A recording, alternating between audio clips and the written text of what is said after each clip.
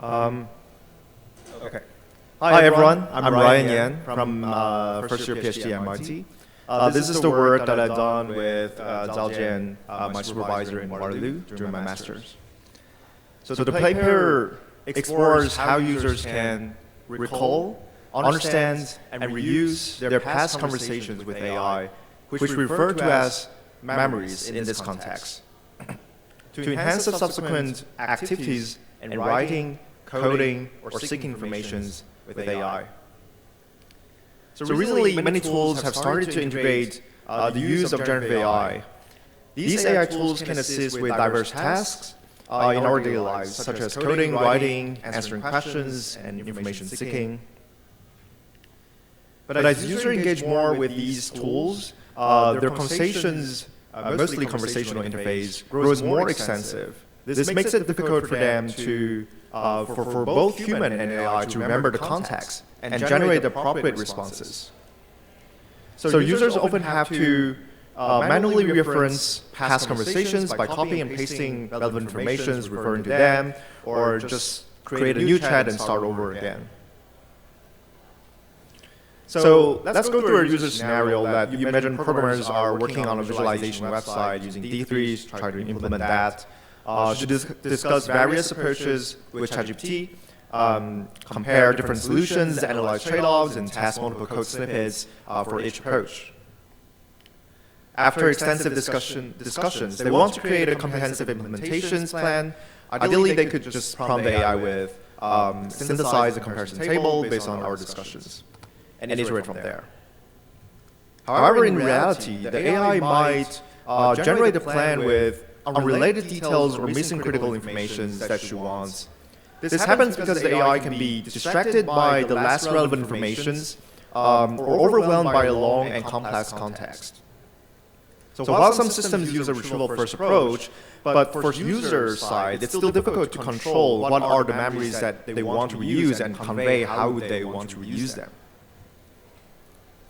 So when we take a step back and look at the key activities throughout these memories in your workflow, it includes the search-related information step, and then extracting the informations, organizing these informations, and then articulate it into a natural language instructions for AI to prompt AI for generations. So before designing the concept and systems, we developed several design guidelines aimed to solving these challenges throughout the process of memory use. The first design guideline is to adapt the natures of how memory and context evolves over time, similar to how humans recall things in their brain, involving multiple layers. It begins with a long-term memory repository. It's the first layer where all memories are stored and moves to a curated space for memory, for managing the relevant memories during the current sessions. And finally, a memory buffer that temporarily stores integrated memories from various sources. And the second design guidelines aim to help users to recall the content of the memories, as they often struggle to remember what specific conversations are located and retain the low-level details. This becomes especially challenging when the explosional growth of conversations serving various purposes. And as users extract multiple memories of new conversations, they face the challenges of managing them cognitively in their mind. Our design aims to externalize this process and alleviate their process of thinking how to organizing them. So this stage aligns with the knowledge externalization strategy that involves selections, organizations, and integrations. And given the diverse meanings, semantic meanings assigned by individual users to a single same piece of memory that might be hard for AI to grasp for different contexts, interactions with the system should allow users to add, modify, delete memories based on their thoughts, and iterating on the general results. So the question is, how can we manage and control these kind of text-based memories or conversational contexts which transform throughout the reuse lifecycle in a way that allows users to effectively recall them and reuse them? So to concretize these conceptual and text-based memories for use, we refine them as an interactive, manipulable objects called Memolet. Memolets are objects that users can directly manipulate to express their intent on how to reuse the specific memories to provide the context for generative AI. So let's explore how Memolet transitions through different layers that we mentioned in the first design guidelines and stages of memory use. First, all user conversational memories are encoded into embeddings, and then we project them on a 2D latent space where users store all these memories. When they start new working sessions, they can search and extract related memories from the first layer into a created memory sandbox. They can play with it, organize them, and make sense of the past memories here. Users can refer to these working memories with the input box to generate the results that are augmented by these memories. And finally, users can manipulate these memories to refine the generated results. And let's see how it works together through a use case scenarios in a proof of concept prototype systems that are being built to support Memolet. So Celine, who is planning to have a trip to Hawaii, begins by exploring various clusters of Memolets and notices that they contain their past conversations with AI about the tourist spots and accommodations and activities that can be done in Hawaii. So she uses a semantic search feature, locates the Memolets that she that includes the conversations that she have had with the AI before, that is related to water activities, and selects the relevant ones to include to her trip plan. And since the extract Memolets cover various domains required for different purposes, Celine first organized these Memolets in a sandbox.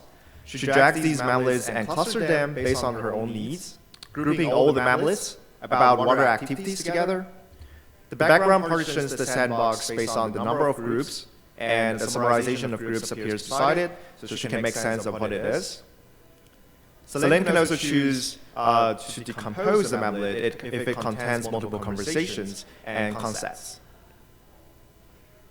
She can directly drag a child Memolet out and then snap it to the grid. Then she selects the text about the outdoor activities, more detailed context in the big island, drags the selected text into the sandbox, and turns it into another Memolet for future reuse. Next, Celine begins typing the prompt, trying to synthesize a report, trip plan, and asking the generative AI to provide the trip plan based on these Memolets. So the generations will cite or refer to these memories related to the generated text. Celine can also click on them to check on the source.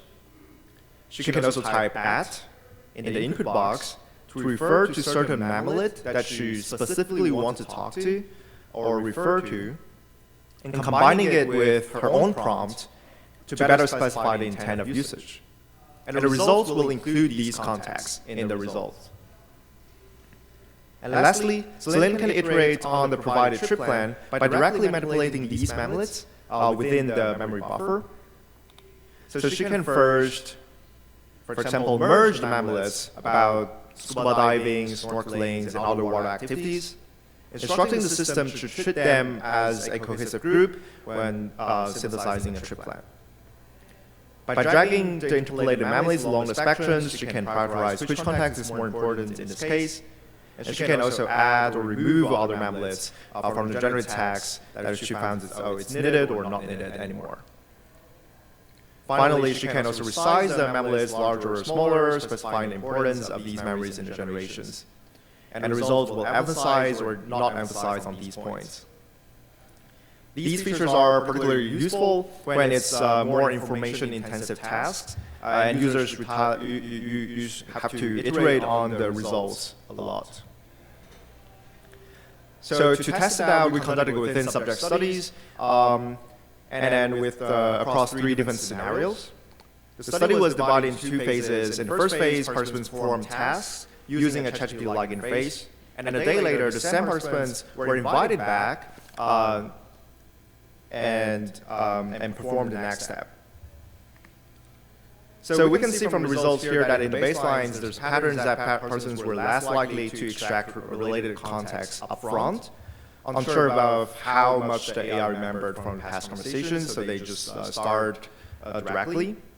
However, they ultimately had to retrieve the relevant memories at the end of the stage because the general results are hallucinating and not referring to the past context. Another result showing that users experienced more frequent context switchings and had to navigate between different conversations more often when using the baseline systems. Another kind of interesting finding is that we also found that participants have more conversations in baseline compared to the Memolet systems. So does that mean they're more engaged in the baseline? To find out that, we categorize the prompts that they have created, and we manually coded all users' prompts and found that baseline users often wrote prompts to clarify what their proposed ideas and how they wanted to reuse these conversations. And in contrast, Memolet users more frequently focus on the next steps and ideations, making the prompts more task-centric rather than focus on the prompt engineering process. And for the curated space, they express that organizing memories in these 2D sense-making space help them to plan their writing tasks in the future and determine the next steps toward the goals. And at the end, I believe it's worth discussing that whether the notions of refining the memory use could extend to other types of memories, which is the context for AI. So for example, instead of just user AI conversational memories, we also explored how, for example, like embedding the academic papers or scholarly articles into these kind of small tiles thing. And then users can have the same interactions with it to talk to and explore this space. How about also embedding the whole code base and stuff? This is also worth exploring in the future. So overall, Memolet is a concept that transforms the currently unmanageables, uncontrollables, and abstract concept of memories, the context in user interactions, into a more tangible objects that users can directly manipulate with to express their intents to reuse. This concludes the presentations. More findings and details can be found in the paper. Thank you.